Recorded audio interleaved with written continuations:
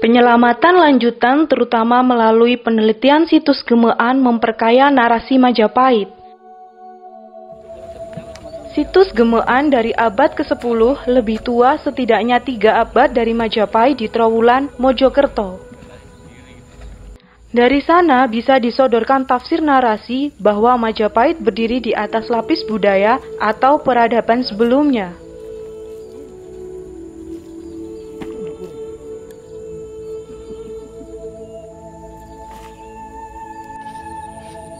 Minggu itu merupakan hari terakhir ekskavasi tahap kedua yang berlangsung dalam kurun 1 sampai 6 Maret 2022. Adapun ekskavasi tahap pertama berlangsung pada 7 sampai 12 Februari 2022.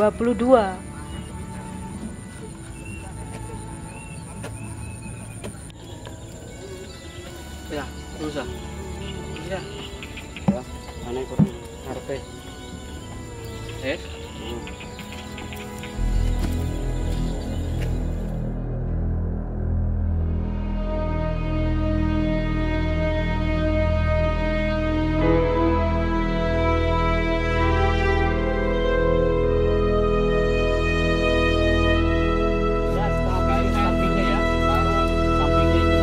Ismail Lutfi yang diminta BPCB Jawa Timur untuk membaca temuan arkeologi mengatakan, di situs Gemean ditemukan prasasti batu andesit yang bagian bawahnya patah.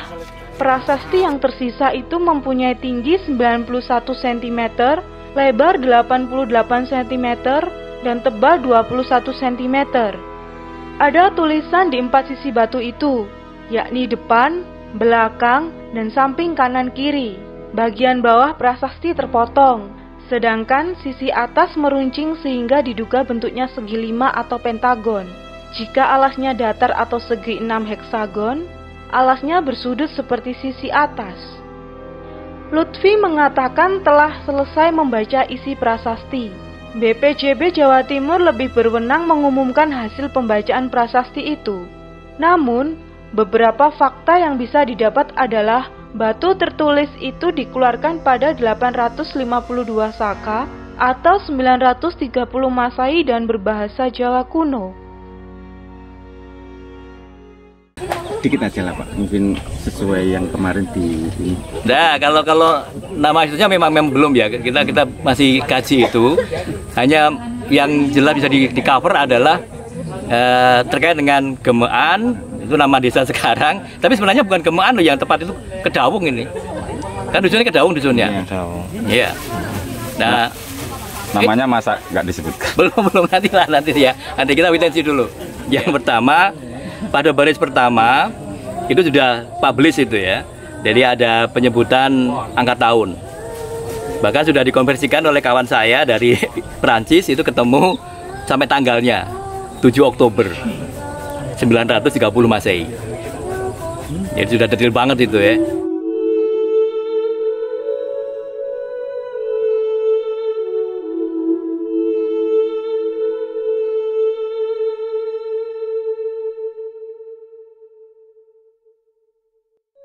Prasasti dikeluarkan Sindok, raja terakhir Wangsa Sanjaya dari Kerajaan Mataram yang memindahkan pusat kekuasaan dari Jawa Tengah ke Jawa Timur. Menurut prasasti Turian bertarik 850 Saka atau 929 Masehi. Sudah ketemu sampai tanggalnya, detail sekali, yakni 7 Oktober 930 Masehi katanya.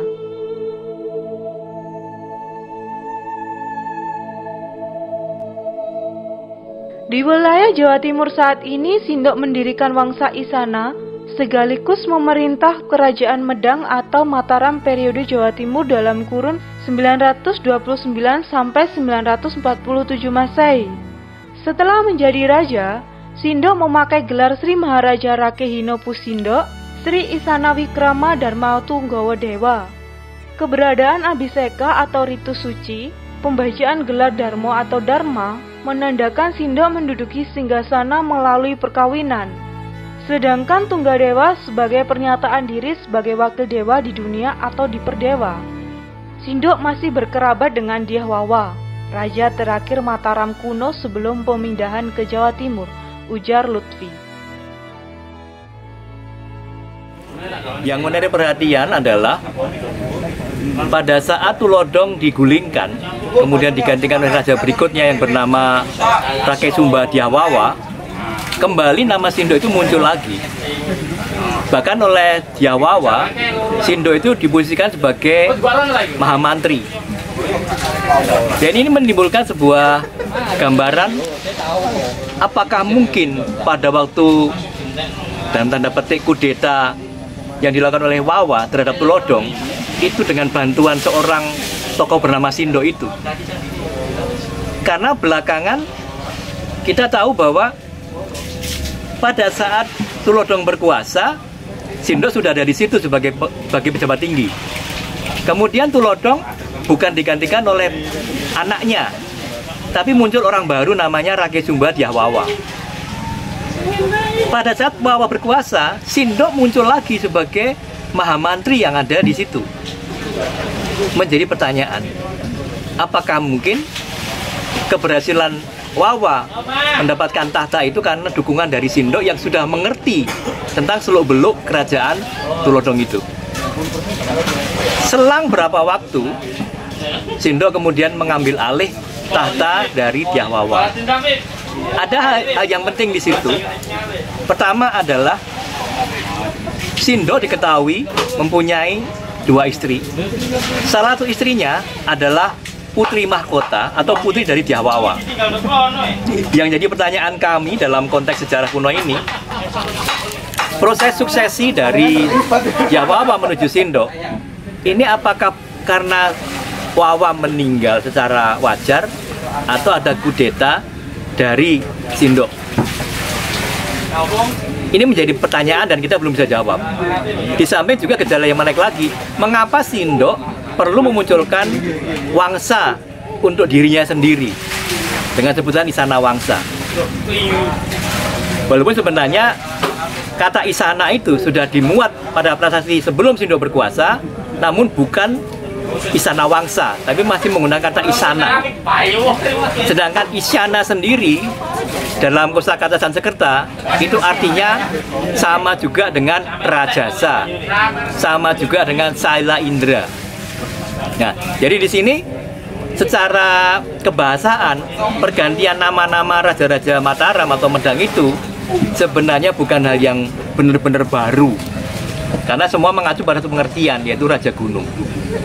Hanya penyebutannya memang berbeda karena semuanya ternyata artinya sama. Nah, Sindo sendiri pada waktu mulai berkuasa tahun 851 dan 852, dalam kurun waktu yang kurang dari 2 tahun dia menerbitkan banyak prasasti dan tersebar bentangannya itu mulai dari yang paling jauh itu di daerah Jombang, kemudian sampai ke Malang Selatan. Kepala BPJW Jawa Timur Zakaria Kasimin mengatakan, prasasti juga memuat saksi upacara penetapan sima atau tempat suci dari wilayah Lemah Tulis. Informasi tentang Lemah Tulis dapat ditemukan dari prasasti Alasanta pada 9 September 939 Masehi di dekat Candi Brahu, Desa Bejijong Trowulan yang juga dikeluarkan oleh Sindo.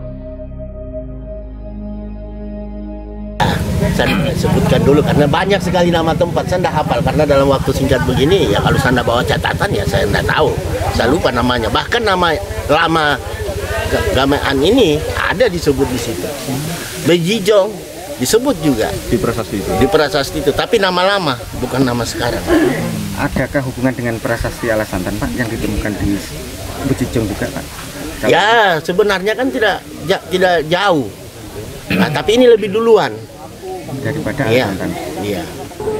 Ada nama penting yang sudah pernah disebutkan oleh Pak Zakaria bahwa dalam prasasti Gemekan itu juga disebutkan mengenai orang-orang di sekitar sini yang diundang menjadi saksi ketika upacara penetapan sima.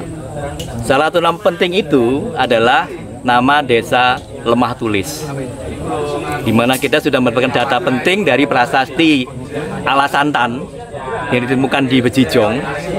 Ternyata Alasantan itu menyebutkan Lemah Tulis adalah nama asli dari Bejijong. Dan jarak antara Gemean dengan Bejijong kan nggak terlalu jauh. Jadi sangat relevan informasi dari prasasti ini kalau menyebutkan salah satu pejabat di lingkungan sini yang diundang sebagai saksi itu dari Lemah Tulis. Lemah Tulis kemungkinan merupakan nama asli dari desa Bejijong yang berjarak 4 km dari Gemean. Isi prasasti di situs Gemean menjadi relevan karena bisa berkait dengan tinggalan sebelumnya, yakni Candi Brau dan prasasti Alasantan. Setiap prasasti menunjukkan suatu tempat dan statusnya. Di Gemean, prasasti bisa diyakini terkait dengan struktur bangunan suci yang adalah candi di lokasi yang telah diekskavasi 2 tahap.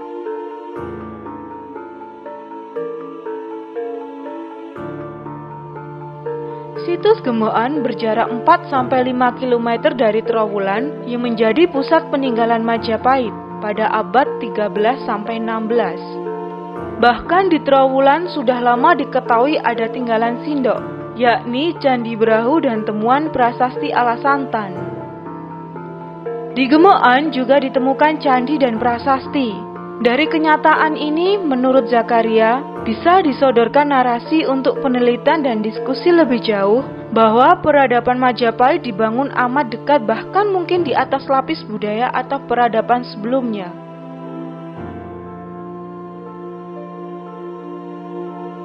Sejumlah situs di Trowulan, misalnya Sumur Upas, memperlihatkan bukti bahwa struktur bangunan dari bata merah didirikan di atas struktur atau lapisan yang lebih tua.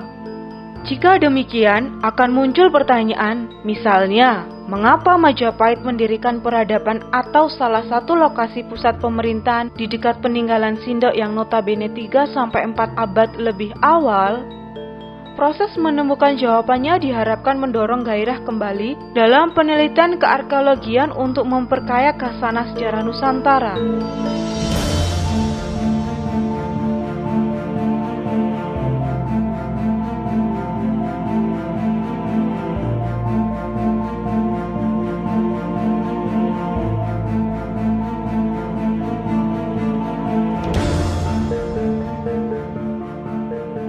Sementara itu, Sekretaris Desa Gemean Hendra Agung Setiawan mengatakan, gundukan tanah milik Mukidi di Bersawan Dusun Kedawang yang menjadi lokasi situs kuno memberi arti penting bagi masyarakat. Secara sederhana, warga Gemean berbangga karena menjadi salah satu lokasi tinggalan Sindok yang masyhur dan jauh lebih tua dari peradaban Majapahit. Situs ini bisa dipahami karena di area itu dan amat mungkin jauh sebelumnya. Penjaraan terhadap sisa-sisa peradaban kuno di Mojokerto berlangsung dan tidak dapat diatasi. Ini yang ada strukturnya 3 pemilik lahan.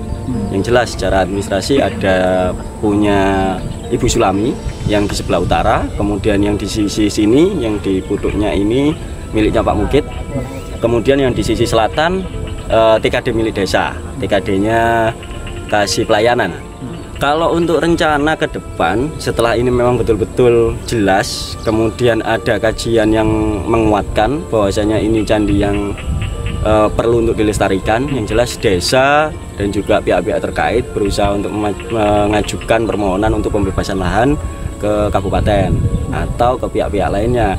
Terlepas itu nanti akan dibebaskan oleh kabupaten atau provinsi, kita masih belum tahu, atau pusat juga kita juga belum tahu. Yang jelas kita menunggu kajiannya supaya bisa menguatkan untuk pembebasan lahan.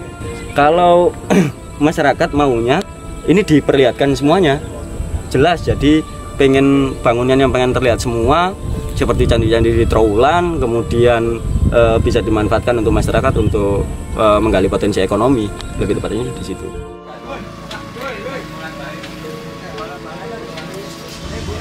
Hendra mengatakan, kemungkinan masih ada kalangan warga yang menyimpan misalnya arca, patung, atau benda-benda kuno yang dahulu diambil dari situs Gemean.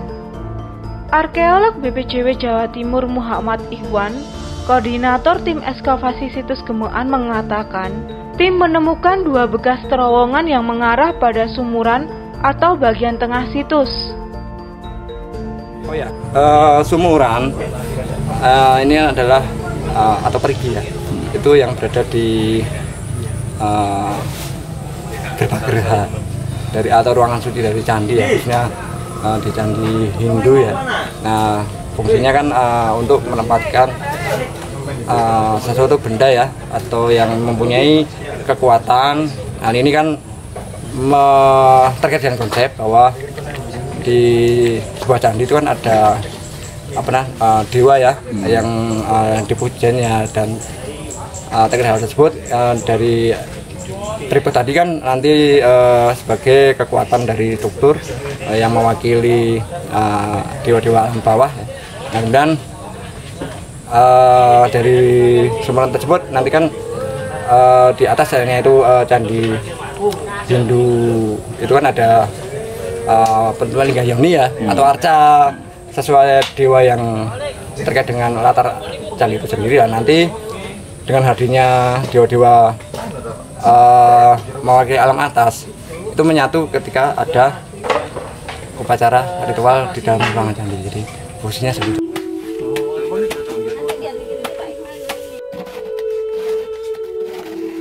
Terowongan itu bukan struktur lama, melainkan baru, sehingga memunculkan dugaan sebagai jalur penjarahan pemburu harta karun di situs-situs kuno.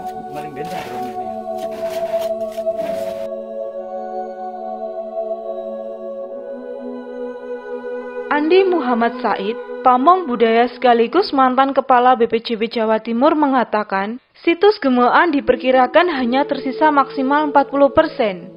Di sumuran atau bagian tengah candi biasanya ada peripi di mana tim ekskavasi sampai saat ini hanya menemukan bagian tutup dari batu andesit.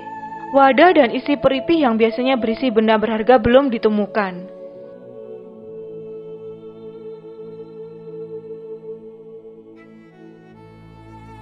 Yang bekas tempat prasasti itu memang fenomenal sekali, karena itu gerowokannya banyak sekali dan luas gitu. Jadi kami mau mencoba melihat sampai di mana, karena dengan adanya perlakuan seperti itu berarti pasti ada sesuatu ya, entah pada saat itu dia mencari ya, tapi mungkin ada sisanya kan. Nah, seperti itu. Terus kita melihat sumuran itu kan sudah jelas sekali bahwa pernah digansir ya, pernah digansir ke arah selatan. Itu kita sudah lihat tembusannya, dan ada dua di pojok sebelah sini juga, yang di utara juga ada. Jadi dulu mereka menggali dari bawah dan juga dari atas, tapi kita belum menemukan peripihnya. Yang kemarin kan tutupnya tok ya, tutupnya peripih, wadahnya belum, isinya apa lagi? Mungkin dibawa kan?